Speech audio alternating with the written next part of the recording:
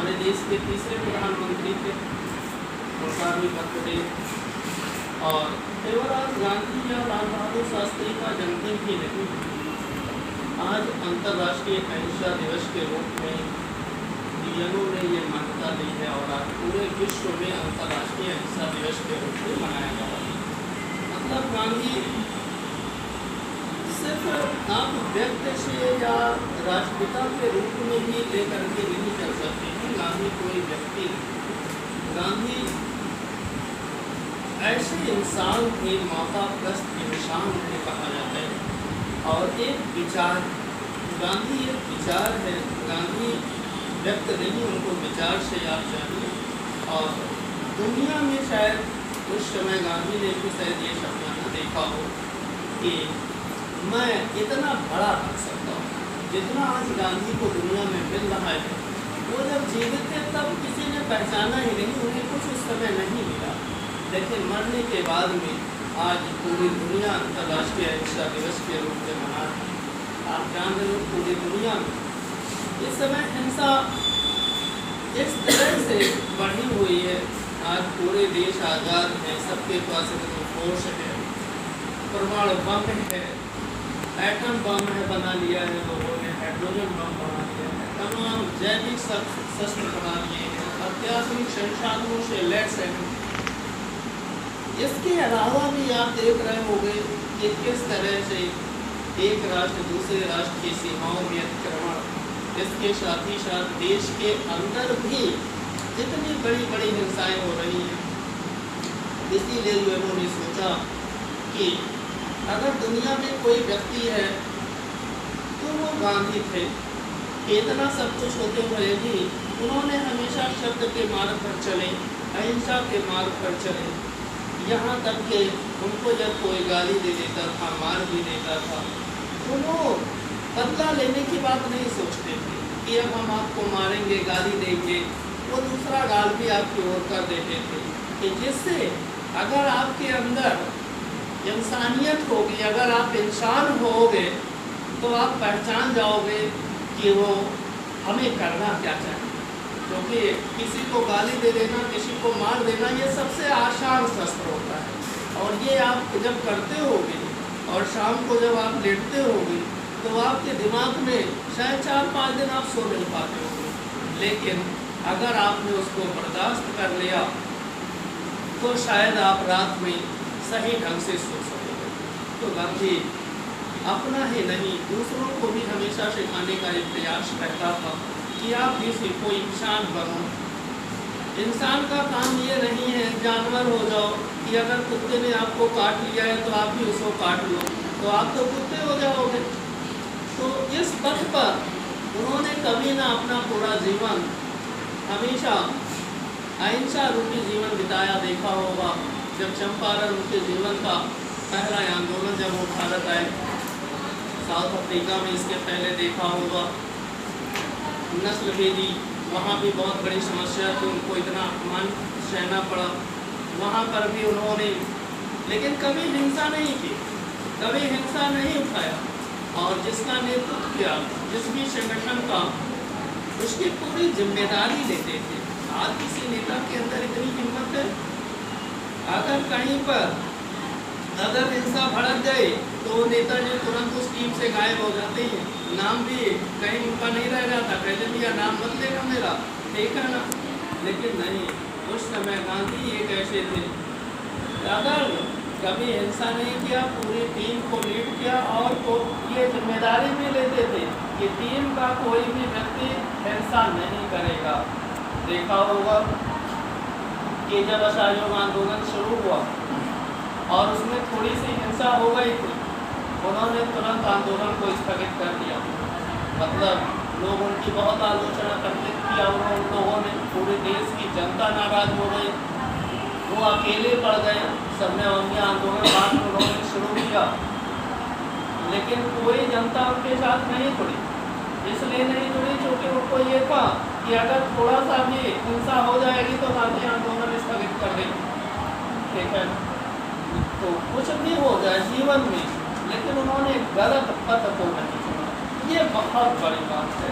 आज आप civil experience हो आप तैयारी करते हो, देखते हो कि तमाम जगह पेपर लीक हो जाता है, तमाम ये हो जाता है, वो हो जाता है। मतलब कौन ये काम कर रहा है? जिनको ये है कि हम ये परीक्षा नहीं पास कर सकते, किसी भी तरीके से हमें सिस्टम में आना है, तो वो गांधी को बारे में क्या पढ़ेंगे या क्या सीखा उन्होंने? वो भी तो आ जाएंगे, आ भी जाते हैं पदों पर, बैकग्राउंड से भी लोग आ जा रहे हैं, बहुत सारे लोग आ जाते हैं। तो वो गांधी के बारे में आज क्या बताएंगे या गांधी का जयंती कैसे मनाएंगे जब उन्होंने उसी पथ को अपनाया? तो मतलब उनके जीवन से हम लोग इतना सीख सकते हैं कि कठिनाई चाहे जितनी क्यों ना आए, लेकिन कभी अशक्त पथ को न चुना जाए, अनैतिकता को न धारण किया जाए, क्योंकि गांधी से बड़ा नैतिक व्यक्ति शायद पूरे पृथ्वी पर कोई नहीं मिलेगा। इसीलिए आज अंतर्राष्ट्रीय हिंसा दिवस के रूप में मनाने का निर्णय किया गया। तो गांधी के जीवन से आप इतना कुछ सीख सकते हो, प्रेरित हो सकते हो। भारत में इतना जबरदस्त अंग्रेज अधिकारियों ने, अंग्रेजों ने, यहाँ के हमारे यहाँ की ताकतवर लोगों ने आम जनता का इतना पीड़ित किया। गांधी भी उस पीड़ा से बहुत गुजरे, लेकिन कभी उन्होंने गलत पथ को देखा होगा। हमारे तमाम क्रांतिकारी थे, गांधी उनसे भी बहुत प्यार करते थे। सुभाष जैसे बहुत ही कुशल प्रशासक थे, उनसे भी उनका प्यार था, लेकिन दोनों के विचारों में अंतर था। अंततः सुभाष को भी ये स्वीकार करना पड़ा कि नहीं, इस देश में यदि कोई है तो वो सिर्फ गांधी है, और यदि कोई पिता है तो उन्होंने 6 जुलाई 1944 को आज़ाद हिंद रेडियो से उन्होंने अपनी पेशावर में, जब व्यक्ति सफल होता है तो सबसे पहले अपने माँ बाप को फोन करता है, उससे आशीर्वाद लेता है, लेकिन उन्होंने अपने घर फोन नहीं किया, उन्होंने राष्ट्रपिता को फोन किया, जबकि दोनों के विचार बिल्कुल अलग थे और पहली मुलाकात में ही उनकी खट गई थी। इसके बावजूद भी 6 जुलाई 1944 तक पहुँचते पहुँचते सुभाष को भी एहसास हो गया कि नहीं, इस देश में यदि कोई पिता है तो वो सिर्फ गांधी हो। विचार अलग चीज़ है, वो मैच करे या ना करे, पथ तो एक ही है, और वो पथ था देश की आज़ादी। देश की आज़ादी के लिए हम लोग अलग अलग तरीके से चल रहे थे, लेकिन गांधी से बढ़ करके मैं भी नहीं, इसलिए उन्होंने सबसे पहले राष्ट्रपिता कह करके उनसे आशीर्वाद दिया और वहाँ की यथास्थिति को अवगत कराया और देश की यथास्थिति से अवगत है और शपथ ली राष्ट्रपति पद की। जानते हो, इतिहास में उन्हें प्रथम राष्ट्रपति का नहीं स्वीकारा गया। अगर माना जाए तो जब हम आज़ाद हुए थे तो उतने देशों ने या उतना जन समर्थन हमें नहीं था जब हम आज़ाद हो गए थे, जितना सुभाष चंद्र बोस को 6 जुलाई 1944 को 9 देशों की मान्यता प्राप्त हो गई थी उनकी सरकार को, और 9 देशों ने उन्हें राष्ट्रपति भारत का स्वीकार किया था और 33 करोड़ आम जनता ने उन्हें अपना राष्ट्रपति स्वीकार किया था। जब हम लोग आज़ाद हुए थे तब इतना जन समर्थन और दुनिया का 9 देशों ने समर्थन हमें आज़ादी का नहीं दिया।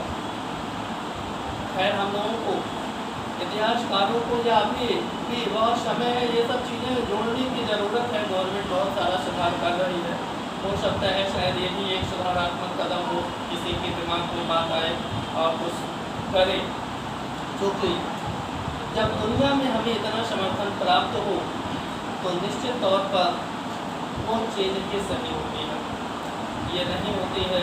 तो बहुत सारे द्वीप हमारे उस समय आज़ाद भी हो गए थे। सिंगापुर में उन्होंने पहला गवर्नमेंट गठित कर लिया था, 9 देशों का समर्थन उन्हें प्राप्त हो गया था, 33 करोड़ जनता का समर्थन प्राप्त हो गया। तो उस व्यक्ति ने गांधी को अपना राष्ट्रपिता स्वीकारा। मतलब गांधी इतने बड़े व्यक्ति थे, मतलब विचार किसी के कुछ भी रहे हों आज़ादी के दौरान, हम लोग कुछ भी इतिहास में पढ़ते हों, लोग बताते हों कि वो भगत सिंह के लिए नहीं किया, उन्होंने सुभाष के लिए नहीं किया, ये नहीं किया, वो नहीं किया, ऐसा नहीं है। वो हमेशा सबके लिए थी और सबके लिए चिंता भी रहती थी, लेकिन हाँ, उनका सिद्धांत से बढ़ करके कोई चीज़ नहीं।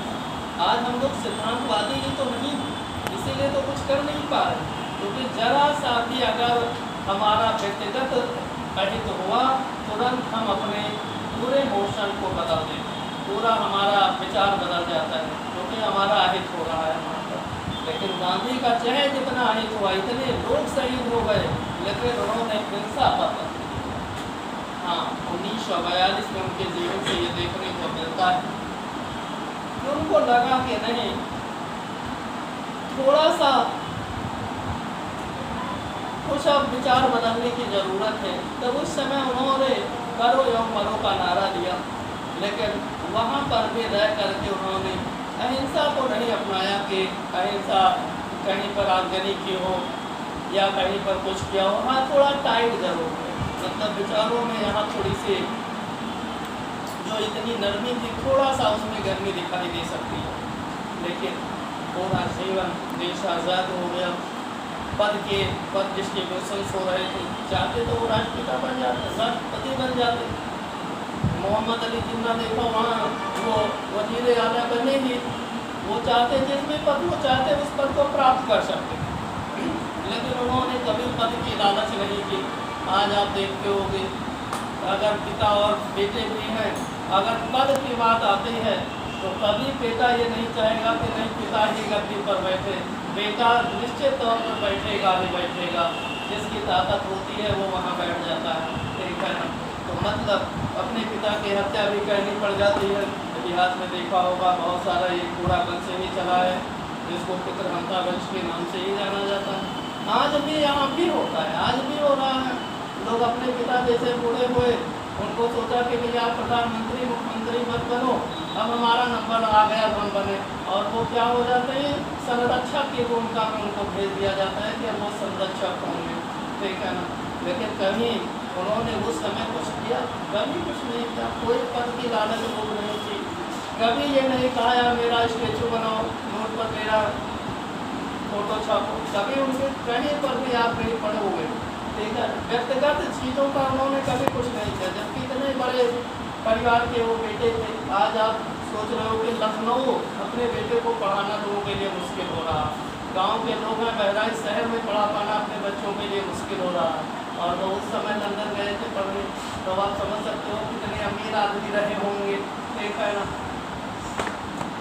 कि आज हम लोगों को 10 किलोमीटर आने में इतनी दिक्कत होती है, जब इतना हम दुनिया के आज 5वीं सबसे बड़ी इकोनॉमी है, तब हमें इतनी दिक्कत होती है। उस समय तो हमारे पास कुछ नहीं था, फिर भी उनके पास बहुत था कि वो लंदन चले गए पढ़ने, साउथ अफ्रीका चले गए कैरियर बनाने के लिए, साउथ अफ्रीका में रह करके उन्होंने प्रैक्टिस शुरू किया, ठीक है ना। तो मतलब इतना कुछ वो रिचेस्ट व्यक्ति थे, फिर भी इतना कुछ सादगी रही। आज हम लोगों को कोई कहते अगर जूते में जरा पॉलिश नहीं होती तो घर से बाहर निकलने में तकलीफ होती है कि यार, और सबसे पहले अगर जूता पहनो तो पहले नज़र उसे जाते हैं अरे यार जूता गंदा है, ठीक है ना। लेकिन उन्होंने तो सब नहीं सोचा, एक ही जूते में आधा पहना आधा बड़ा, और दुनिया के इतने बड़े आदमी के बेटे थे।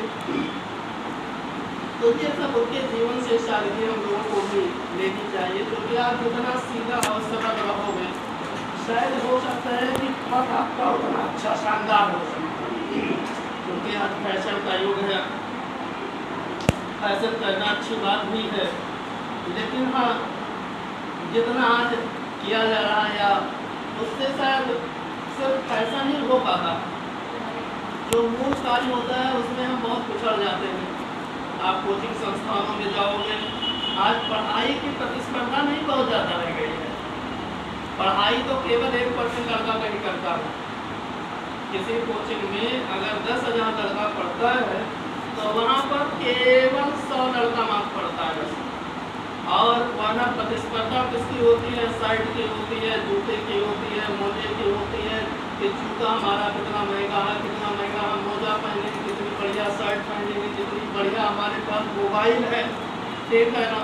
और इससे भी बढ़ करके होता है कि कितनी लड़कियां हमारी दोस्त हैं, इसकी भी प्रतिस्पर्धा होती है कि कितनी लड़कियां हमारी दोस्त हैं, ठीक है ना। कहाँ आज हमने रेस्टोरेंट में खाना खाया था, किस पार्क में गए थे, ठीक है ना। तो आज इसकी प्रतिस्पर्धा है, लेकिन हर जगह होता है। लेकिन पूरा हम लोग दिल्ली में रहे, कोटा देखा है अभी, जहाँ पर इतना सुसाइडल केस है, आज इसको डेथ वैली कहा जाता है, पूरा पूरा सिस्टम वहाँ लगा हुआ है बच्चों को बचाने के लिए। ठीक है, मैं ये नहीं कह रहा हूँ कि वहाँ पर पढ़ते लोग हैं, बहुत पढ़ते हैं, बहुत मेहनत करते हैं, बड़ा अच्छा स्थान है पढ़ने के लिए, बहुत ही अच्छा स्थान है। मतलब प्रकृति ने भी बहुत अच्छा सपोर्ट किया है पढ़ने के लिए। लेकिन ये नहीं है कि सारे लोग पढ़ रहे हैं, ठीक है ना। वहाँ पर भी केवल लोग बहुत ज़्यादा 3% लड़का पढ़ता, 3% से ज़्यादा थोड़ी नहीं पढ़ता, 100 में 3 लड़का, ठीक है ना। हर कोचिंग वाला ये कहता है, ठीक है ना, कि सिर्फ 3 लड़के का सिलेक्शन समझ में हो जाएगा। वो करके छोड़ पर कहता, मैं गया था, हमारे सामने एक गार्जियन ने बात की, तो उन्होंने कहा कि अगर 100 लड़के में 3 लड़कों में आपका बेटा होगा तो सिलेक्शन हो जाएगा, और अगर वो 97वां लड़का है तो ये उम्मीद मत करना सिलेक्शन होगा, आप फिर घर वापस लेके जाइए, एडमिशन मत लीजिए। उसका मैनेजर इस तरह बोल रहा था पब्लिक प्लेस पर, वहाँ पर करीब 500 आदमी थे उस ग्राउंड में। उसने कहा कि अगर 3 लड़कों में आपका लड़का है तो उसका सिलेक्शन होगा, वरना आप प्लीज अपने घर लेते जाइए। यहाँ से नहीं, इस पृथ्वी पर कोई आदमी ऐसा टीचर पहले नहीं हुआ है कि जो 97 लड़के का सिलेक्शन करा दे। अगर उसका कोई सिलेक्शन करवा दे तो समझो वो टीचर है, और 3 का तो हो ही जाएगा, तुम अपने घर में रखोगे तो वो हो जाएगा, यहाँ रखोगे तो भी हो जाएगा, उसका तो होना ही होना। ये क्लास में 100 लड़कों में केवल 3 लड़के सिलेक्शन होगा। ऐसे 500 गार्जियन और आदमियों के बीच में बोल रहा था, देखा वैसे मना करते हैं कि आप प्लीज यहाँ एडमिशन मत कराइए। 3 अगर आपका बच्चा अच्छा है तभी उसका होगा, अन्यथा नहीं होगा। यहाँ से नहीं होगा सिलेक्शन, ये हम मान लेते हैं। 3 लड़कों में आपका बेटा है तो हो जाएगा, अन्यथा नहीं होगा, आप लेते जाइए, पैसा मत बर्बाद करिए। मतलब इतना लोग मना करते हैं, ठीक है। तो मतलब लेकिन ये कोई मतलब नहीं है, उद्देश्य होता है प्रयास करने का। तो जैसे गांधी के जीवन से हम लोग क्या सीखते हैं कि प्रयास का हर व्यक्ति को एक सार्थक प्रयास करना चाहिए। और ये नहीं है कि हम अगर डॉक्टर हो गए या IAS हो गए, IPS हो जाएंगे या इंजीनियर बन जाएंगे तभी हम कुछ कर पाएंगे। एक हमेशा भी टीम तैयार रखनी चाहिए अपनी। कभी कभी हम बहुत अच्छा उसमें नहीं कर पाते। अभी कल मैं या परसों एक वीडियो देख रहा था, एक लड़का इंजीनियरिंग की तैयारी कर रहा था, इंजीनियर नहीं डॉक्टर बनना चाहता, डॉक्टर नहीं बन पाया वो, तो उसने फिर बायोटेक से बीटेक किया।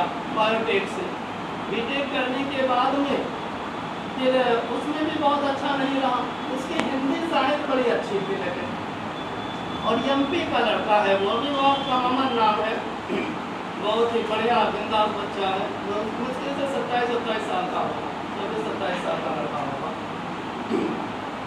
उसने कविता पाठ उसी समय वो करता रहता था। अब इस समय वो इतना बड़ा कवि हो गया है, इतना बड़ा उसका मंच हो गया है कि उसका एक प्रोग्राम का करीब 5 लाख 7 लाख रुपए होता है, और कोई दिन वो खाली नहीं रहता है, कहीं ना कहीं उसका प्रोग्राम दुनिया में चलता रहता है, पूरी दुनिया में। तो अगर वो मान लिया इंजीनियर डॉक्टर बन भी जाता तो हो सकता है इतनी बड़ी पॉपुलैरिटी या इतना बड़ा पैसा तो उसके पास नहीं होता, ठीक है ना। 5 लाख रुपया पर डे एक डॉक्टर को कमाने के लिए बहुत मेहनत करना पड़ेगा। जब MCS वगैरह हो जाओगे, 10 साल का एक्सपीरियंस हो जाएगा तो 40 साल बाद 50 साल बाद उम्मीद करो। आज इसका एक प्रोग्राम 5 लाख का हो रहा है, ठीक है ना, अभी केवल 27 साल का लड़का। तो मतलब हमेशा एक हुनर जो आपका होता है, पढ़ाई कभी व्यर्थ नहीं जाती, किसी भी क्षेत्र में आप मेहनत कर लेंगे तो वो कहीं ना कहीं आपके दूसरे काम में यूज हो जाएगा। तो गांधी से ये हमें सीखने की जरूरत होती है कि साहस रखना चाहिए, हिम्मत रखें, हाँ अपने काम को जो कर रहे हैं उसको जितनी ईमानदारी से करें, क्योंकि गांधी से बड़ा ईमानदार व्यक्ति इसके कभी कोई फायदा नहीं हुआ। हम लोग उनके बारे में कुछ भी ले, चाहे जितना उनका फंक्शन मना लें, लेकिन गांधी के 0.1% की जीवन को धारण कर पाना शायद हम लोगों के बस में नहीं, ठीक है ना, क्योंकि हम लोग वो नहीं कर पाएंगे, ठीक है। मतलब करने के लिए तो आदमी कर ही सकता है, जैसे अन्ना हजारे ने किया, बहुत सारे लोग कर रहे हैं, लेकिन हम लोग शायद इसमें से नहीं हैं। ये कोशिश हो सकती है, लेकिन ये नहीं कहा जा सकता कोई अब गांधी बन पाएगा। तो गांधी तो अब कोई नहीं बनेगा, और गांधी बन भी नहीं सकता। अगर कोई गांधी बन जाएगा तो गांधी का बर्थडे कौन मनाएगा? लेकिन हम कुछ अगर थोड़ा सा एक आध भी गुण आ गए तो कम से कम अपना जीवन और अपने बीवी बच्चों का जीवन सार्थक हो जाएगा। मतलब ये परिवार आपका बेहतर हो जाएगा, इतना आप कर सकते हैं, इतना कुछ हो जाएगा। दूसरा विषय होता है लाल बहादुर शास्त्री का। लाल बहादुर गांधी जब आए साउथ अफ्रीका से देश में, तो उस समय लाल बहादुर छोटे थे।